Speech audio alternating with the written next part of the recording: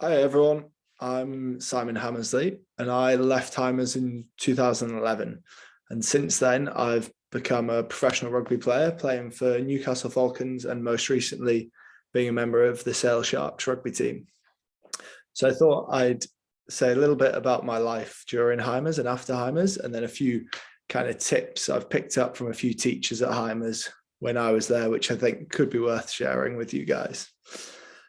So I joined Hymers in the junior school a long time ago, and I basically loved my time at Hymers.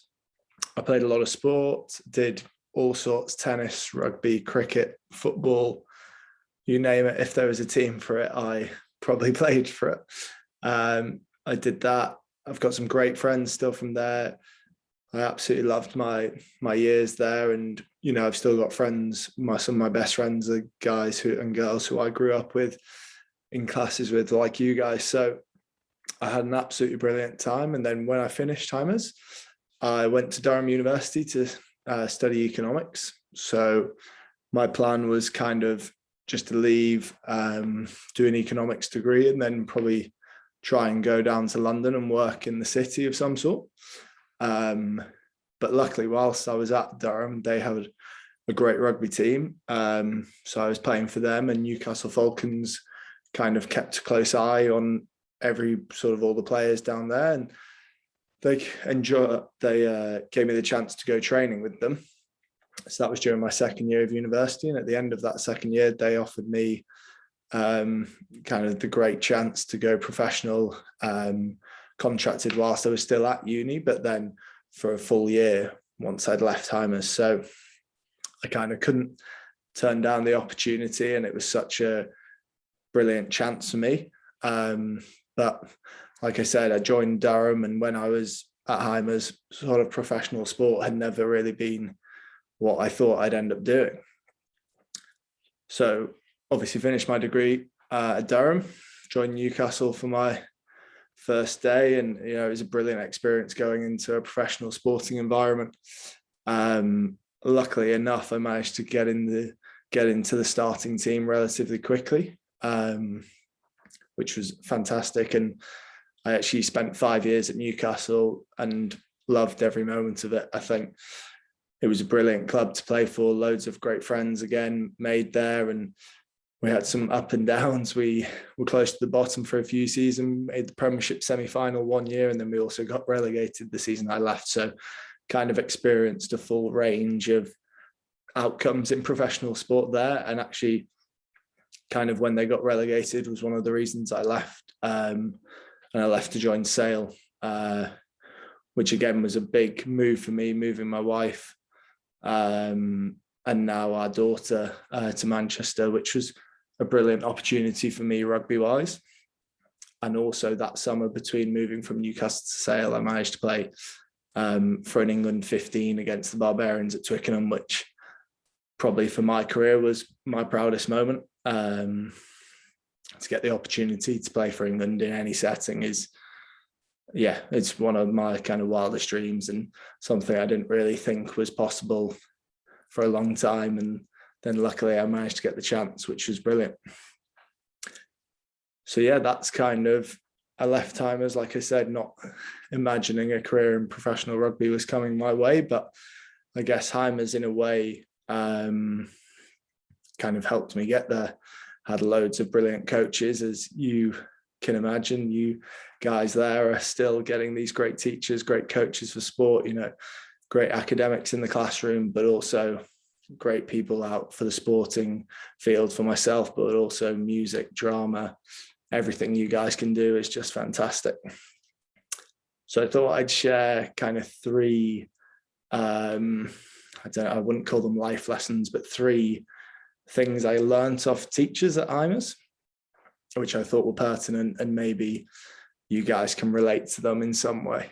So the first one was actually from Mr. Prescott, who I believe is still teaching there. I remember I once handed in a piece of chemistry. I did chemistry A-level. Handed in a fairly average piece of work, which I think he knew I'd done at the last minute.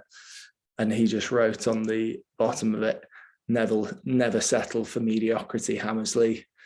And if you've been taught by Mr. Prescott, or if you're about to be, you can imagine the voice he would have said that to me. And that really kind of resonated with me, that it wasn't actually the outcome, didn't matter my academic ability. It was the fact that I just hadn't put in the effort, and he could tell that I was selling myself short. And I think I've hopefully kind of taken that both academically, going on to study at Durham, and I've actually done a postgrad in finance since then, but also on the sporting field. For me, something that you can't really settle for second best, especially when it just relies on effort. I guess the second thing was to kind of learn from your setbacks. And this came from Mr. Exley, who he took us down to Rosslyn Park Sevens under 16s, I think it was, a long time ago. And we played, I can't actually remember the score, I think it was maybe Abingdon College. And basically we were doing well. I went for a bit of a speculative chip and chase for the technical term, and essentially they got the ball and then won the game, and we got knocked out of the competition pretty much due to that. Which Mr. Exley, if he's watching this, will be smiling because he's probably still resenting that decision. But for me, obviously, sport for me gave a great platform to kind of express myself.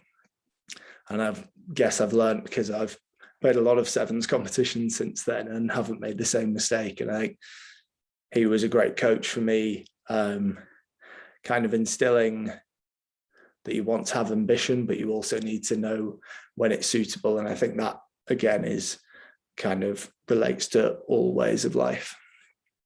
And then the final thing, I suppose this wasn't from a teacher, but just a general thing about my time at Hymers, was just kind of embrace all the opportunities that the school gives you. For me, that was mainly in the sporting field.